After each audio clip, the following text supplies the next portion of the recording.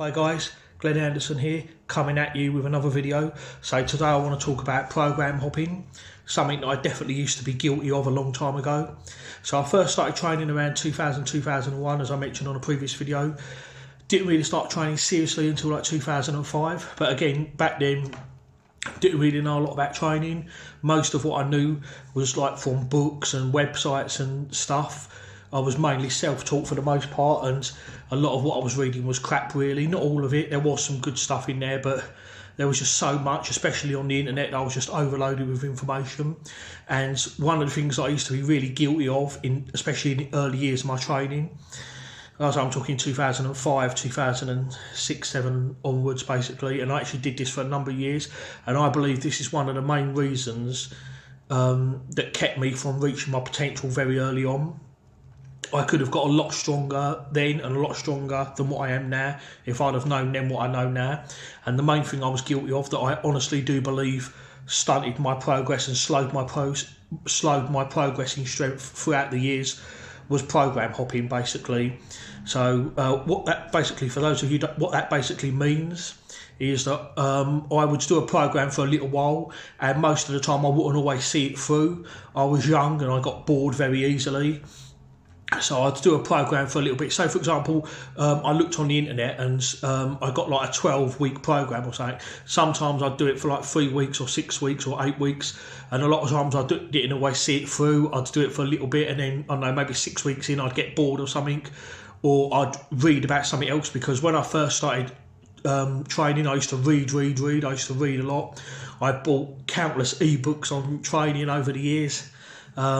Looked at other books, looked at websites, signed up for things galore. You know, I was really read, and I think it was, in some ways, it was a bad thing, because it was kind of like information overload, because I didn't know.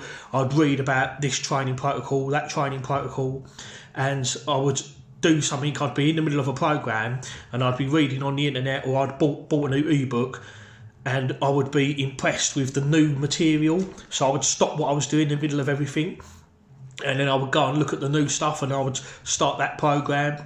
And I did all sorts of things. I tried West Side for a while. I did lots of basic powerlifting programs. A lot of the stuff that was available then was basically, most of it that I read about or bought was like, most of it was peaking programs, which is okay, but it'll only take you so far. And there was times where I even stopped doing strength training altogether. I remember about 2007, 2008, I was like 21 stone at the time, and I was unfit. I wasn't happy with the way I looked. So I actually stopped strength training and I started cycling. There was a time once where I was cycling nearly 13 miles every single day, and I did lose the weight. I lost about 5 stone and I went down to 16 stone. Which was the lightest I'd been in years, and I was really pleased with myself. But when I went back to my strength again, I'd lost a lot of strength. You know, my strength was absolutely piss poor in comparison to where it was. And there was other times and all where, so I'd go back and I'd do strength training again, and I'd get bored, and then I'd stop doing that. And then must have been about 2009, 2010, I read up on Matt Fury basically, and he was a big heavy advocate of bodyweight exercises. Like Hindu squats, Hindu push-ups and all that, and how fighters would use high rep squats to get themselves in shape for fighting. And I was really, like I say, at the time I was quite taken in by that actually, so I did do some of that for a while, and yeah, it was good stuff and all that. But you know, what I really wanted to do was strongman really, and like I say, I'll program hop, I would do all these things, I'd do this, do that. Sometimes, like I say, there were times where I actually stopped lifting and started venturing in other things, which was a big mistake. If I could go back and talk to my younger self, I would probably say, do strongman, learn strongman, forget everything else, leave every other idea alone, just focus on that, you know, and you will get good. So there was lots of other programs. Even as recently as 2020, last year, I did Hafthor Bjornsson's Deadlift Gospel program, which was a 24-week program, and I went 12 weeks into that, and then I stopped it halfway through. Now that wasn't intentional though. This time it actually wasn't my fault. I did his program. I got 12 weeks into it, but because of the lockdowns, I was forced to stop it. I'm now doing a program at the moment called the MST Bot. I've been doing that since May 2021, so I've been doing that program for 6 months now, and that is what I'm sticking to. I've stuck with that. I've done it for 6 months, and I've made some really good gains on it, and I really love the way, you know, the program is very cleverly written, and I've decided that's it. I wish it had been available before, but you know, in a way it's good that I did all the stuff that I did, because it's taught me what's good and what's not good. Bear in mind as well, I'm a natural lifter. I've never ever taken PEDs or steroids in any form. So a lot of what I didn't realise at the time when I was young is some of them programs that I was running might have been okay for a geared lifter, but wouldn't have been effective basically for a natural who at the time wasn't using any gear. You know, I've never deadlifted in a suit or anything. I've never squatted in a suit. I've never worn a bench shirt. All my lifting has been raw. Basically, the most I've ever done is used wrist wraps and elbow sleeves, but I've never really done what they call suited or geared lifting. So I've been raw and natural the whole time. So you know, stuff like West Side that might work for, you know, geared guys that are on steroids that can train to 1 rep maxes every week, you know, is not necessarily going to work for a guy like myself. And like I say, I had to go through a lot of the crap basically to find stuff. But, you know, basically, you know, the takeaway from this video is don't program hop. Decide what it is that you want to do and stick with it. If you want to do powerlifting, you know, and make that your goal, whatever it is, but be great at it. You know, like I say, I wish I could go back and know then what I know now, but find a goal, find what you want to do and stick with it.